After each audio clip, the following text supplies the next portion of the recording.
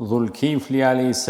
pejgamberi i durimit dhe drejtësisë së qetë. Në një kohë të largët pas brezave të pejgamberëve që kishin udhëhequr popull drejt dritës së udhëzimit, Allahu zgjodhi një njerëz të veçantë, një burr të urtë, të qetë dhe me zemër të duruar. Për të mbajtur fjalën e tij të pastër, ky ishte Dhulkifli a.s. Një emër që përmendet në librin e shenjtë, në dy vende të ndryshme si një nga robërit më të mirë të Allahut. Ai nuk ishte një pejgamber me histori të bujshme luftrash apo përballjesh të mëdha me tiran famkeq, por ishte një shembull i jashtëzakonshëm i durimit, drejtësisë dhe përkushtimit. Historia e tij është një thesar i fshehur në mesin e tregimeve të pejgamberëve, por në vetvete bart dritën e qëndrueshmërisë që udhëheq zemrat e besimtarëve në çastet më të qeta dhe më të brishta të jetës së tyre. Në disa transmetime të dietarëve të hershëm islam, thuhet se Dhulkifli a.s.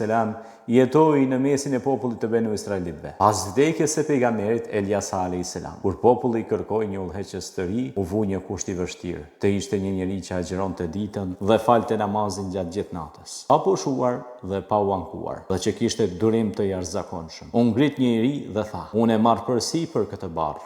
Ky ishte Dhulkifli a.s. Përdesa emri i tij përmendet krahas Ismailit dhe Idrisit në Kur'an si ndër më të duruarit, dietarët kanë shpjeguar se kjo tregon pozitën e lartë që kishte tek Allah. Ai u zgjodh si pejgamber sepse e kaloi çdo sprovë me qetësi, drejtësi dhe adhurim të pandërprer. Dhulkifli a.s. ishte i njohur për ndershmërinë e tij në gjykim. Ai ishte qeveritar apo gjykatës në popullin e tij dhe kishte vendosur për veten një rregull të mos i vononte kurrë çështjet e njerëzve. Dyert e tij ishin gjithnjë të hapura për nevojtarat, për ata që kishin mosmarrveshje apo padrejtësi. E kishte bërë zakon të rrinë të ulur në fronin e gjykimit nga mëngjesi deri në mbrëmje, duke zgjidhur çështjet me drejtësi të përsosur dhe me fjalë të buta. Një natë, pasi kishte falur namazin e natës dhe ishte lodhur prej ditës së gjatë, unë mbështet për të fjetur pak. Djalli në formën e një të moshuarit trokiti në derën e tij. "O i dërguari i Allahut", tha, "më kanë bërë padrejtësi dhe dua të më ndihmosh." Dhulkifli a.s. u ngrit menjëherë, e dëgjoi me kujdes burrin dhe i tha: "Kthehu nesër dhe do ta shqyrtoj çështjen tënde." Por ky njeri nuk u kthye ditën tjetër, as ditën pas saj, dhe përsëri një natë tjetër trokiti në derë. Dhulkifli a.s. u ngrit sërish. I hutuar dhe me sy të lodhur, e dëgjoi dhe e ftoi të vinte në mëngjes. Por e njëjta gjë ndodhi përsëri. Atëherë, Dhulkifli a.s.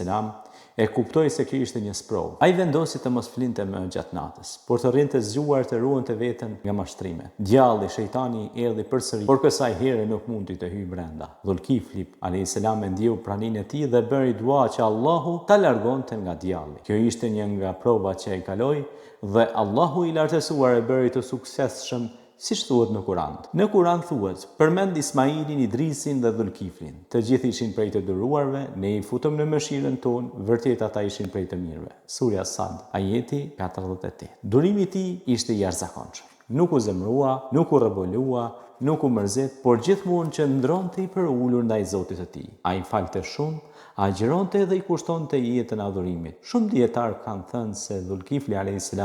nuk ishte thjesht një njeri i mirë apo gjykatës i ndershëm, por një pejgamber i dërguar nga Allahu, dhe kjo mbështetet nga fakti që përmendet në të njëjtin rresht me pejgamberët e tjerë dhe emra të përvetshëm, si Ismaili dhe Idrisi a.s., të cilët janë padyshim pejgamber. Sa rrëfime të vjetra përmendin se ai kishte popullin e tij dhe i thriste në adhurimin e vetëm një Zot. Ai nuk u përball me përçmime të mëdha si Nuhu a.s. apo me dhunë si Musa a.s., por sprovën më të madhe kishte me veten e tij ta mbante drejtësinë para në lodhje, ta ruante përkushtimin pa lëshuar vendosmërinë dhe ta ruante zemrën të pastër nga krenaria. Dita kalonte me gjykime dhe këshilla për popullin, nata kalonte në adhurim dhe kërkim falje, e në çdo hap ai i mbështetej Allahut. U përpoq të ngrinte moralin një populli që kishte harruar mirësinë dhe qetësinë, që kërkonte hakmarrjen në vend të drejtësisë. Me shembullin e tij, i mësoi popullit se qetësia dhe urësia janë armë të forta në duart e një njeriu që i friksohet Zotit. Emri i tij Dhulkifl në disa përkthime thuhet se do të thotë ai që merr përsipër një detyrë ose ai që garanton, duke nënkuptuar zotimin që ai mori mbi vete për të qenë i përkushtuar në bindje ndaj Allahut dhe nuk e theu kurrë këtë zotim. Ishte njeriu që mbajti fjalën deri në fund. Në fundin e jetës së tij, ai nuk kishte një varg pasuesish të shumtë, as histori të lavdishme të pushtimeve, por kishte pëlqimin e Allahut dhe kjo ishte mjaft. Ai jetoi në heshtje dhe ndroi jetë në paqe